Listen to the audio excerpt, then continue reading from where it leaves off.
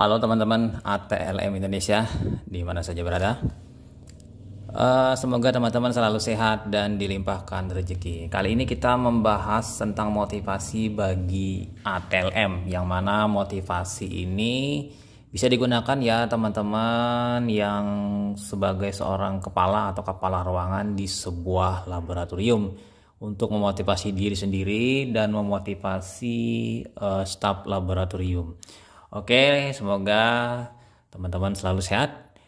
Langsung saja kita masuk ke motivasi di channel ATL Indonesia. Nah, fungsi motivasi apa sih? Apa itu motivasi? Jadi motivasi ini adalah memberikan arahan, motivasi, dorongan kepada seseorang, kepada diri sendiri untuk lebih baik. Nah, untuk fungsi motivasi di sini ya, yang pertama itu mendorong timbulnya suatu perbuatan. Artinya di sini mengarah perbuatan yang positif ya, yang baik. Yang kedua berfungsi sebagai pengarah suatu tujuan ya yang akan dicapai dalam sebuah keinginan, dalam tujuan, dalam kegiatan ya. Yang ketiga berfungsi sebagai penggerak. Jadi di sini dengan adanya motivasi mampu memberikan penggerak kepada bawahan atau staf atau diri sendiri yang akan dilakukan endingnya. Tujuan motivasi tadi adalah sebuah harapan ya yang akan dilakukan. Nah, motivasi atau motivation ini ada komponennya ada sekitar 6 ya. Ya, mulai dari attitude, sukses, performance, support, idea, kemudian goals. Jadi ini adalah lingkaran motivasi yang akan didapatkan dengan pemberian motivasi kepada diri sendiri atau orang lain. Nah, apa saja faktor yang mempengaruhi motivasi yang akan kita berikan? Pertama, yaitu kita melihat dari ciri pribadi seseorang atau individual karakteristik. Jadi ciri pribadi karakteristik seseorang ini berpengaruh terhadap motivasi yang akan diberikan. Apakah dia itu mudah motivasi, atau dia keras atau sulit atau lembek atau yang lain-lainnya, atau malas. Ini adalah pribadi, atau dia tipe penurut. Itu tergantung ya. Kemudian juga tergantung dari tingkat dan jenis pekerjaan. Apabila pekerjaannya rumit dan sulit, itu mungkin motivasi akan lebih sulit diberikan ya. Sebaliknya pada seseorang dengan tingkat pekerjaannya yang lebih ringan, lebih nyaman, itu lebih mudah diberikan motivasi. Tapi di sini tergantung dari pekerjaan, apakah soft skill atau hard skill.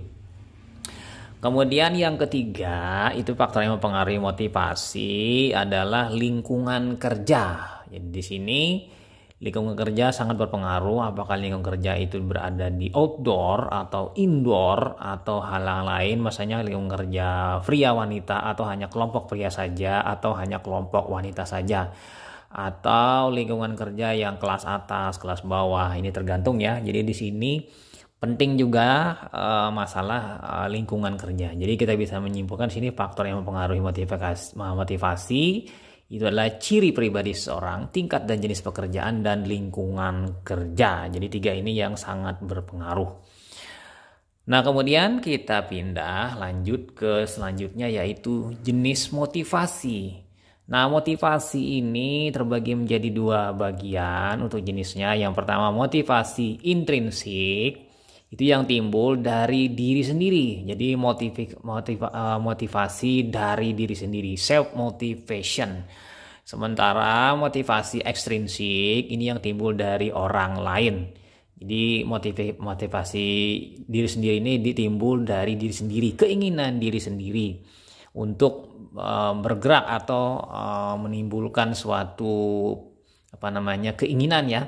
Sementara dari orang lain itu adalah ekstrinsik. Jadi orang lain yang memicu atau memberikan motivasi kepada kita. Lalu kita lanjut lagi ya. Ini sudah jenis motivasi. Kita pindah ke teknik motivasi. Apa saja tekniknya? Nah, ini teman-teman ya, teknik yang pertama itu adalah teknik pengayaan pekerjaan, job enrichment. Jadi di pengayaan dari pekerjaan yang akan dilakukan atau dilaksanakan. Jadi di sini pentingnya dalam hal teknik pengayaan, pastikan bahwa yang memang pesertanya atau orangnya atau stafnya yang dilakukan pengayaan telah memahami ya pekerjaan yang akan dihadapi atau dikerjakan. Yang kedua, spesialisasi pekerjaan atau job specification. Jadi di sini dengan spesialisasi pekerjaan maka motivasi lebih mudah dan lebih terarah pada satu fokus atau satu titik. Yang ketiga, teknik penambahan pekerjaan. Jadi dengan menambah pekerjaan maka orang tadi termotivasi untuk bekerja lebih baik dan dalam melakukan tugas-tugas sehari-hari. Nah, yang keempat, rotasi pekerjaan. Jadi orang yang malas atau orang yang motivasinya rendah itu dengan dirotasi pekerjaan mungkin saja dia akan lebih baik dalam bekerja. Jadi di sini misalnya di laboratorium rotasi kerjanya dari lab urin ya pindah ke lab imunologi serologi atau pindah ke lab hematologi. Jadi penting ya di sini ada penyegaran dalam bekerja dengan cara melakukan rotasi kerja.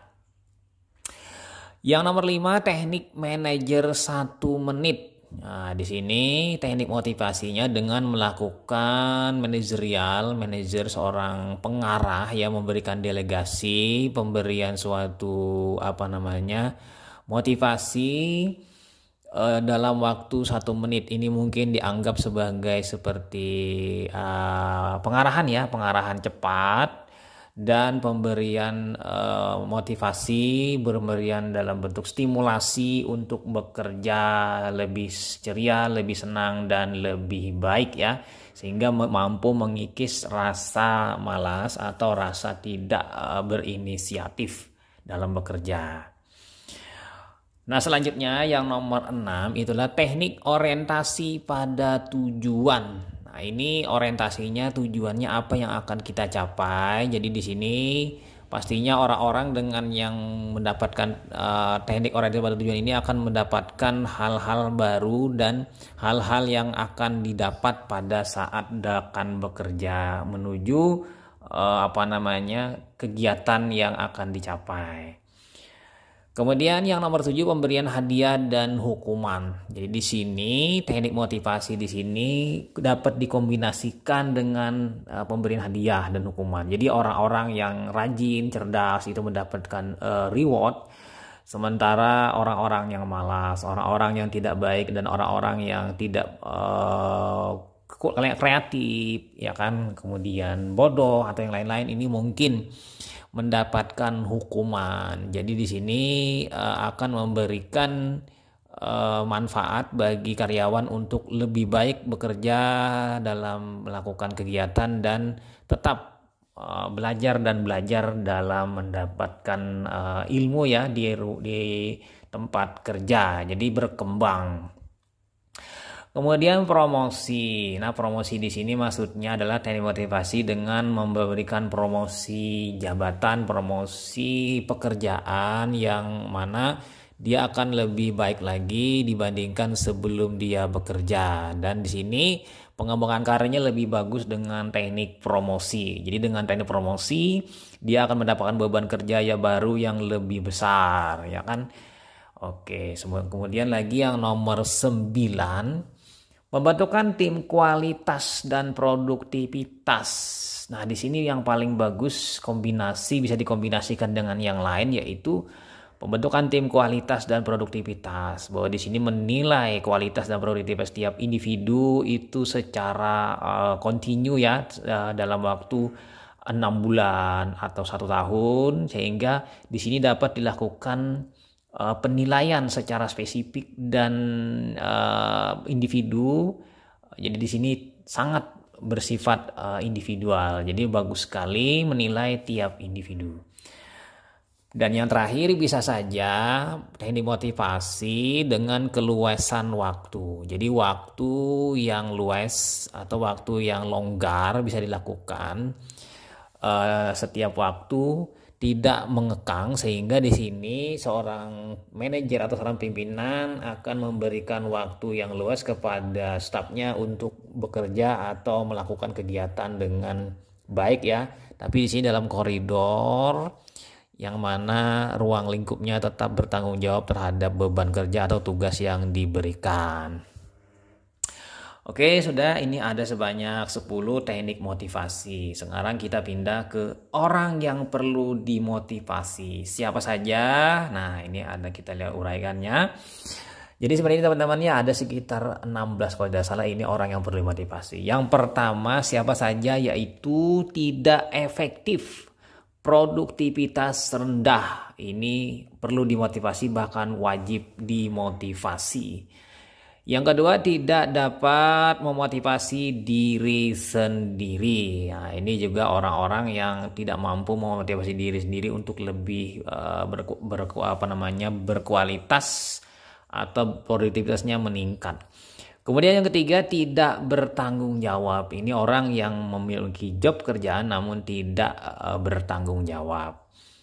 Yang keempat, tidak ahli atau kompeten. Nah, di sini penting dalam hal ini dia harus masuk dalam kelas kompetensi ya, kelas kompetensi bila tidak ahli atau kompeten. Ini misalnya kita kaitkan di laboratorium dengan dia memiliki kewenangan klinis atau penugasan klinis yang sedikit dalam kredensial. Jadi orang ini harus dimasukkan di kelas kompetensi, bisa melakukan pendidikan atau diklat atau misalnya magang. Ini perlu juga kalau sudah motivasinya tidak mempan.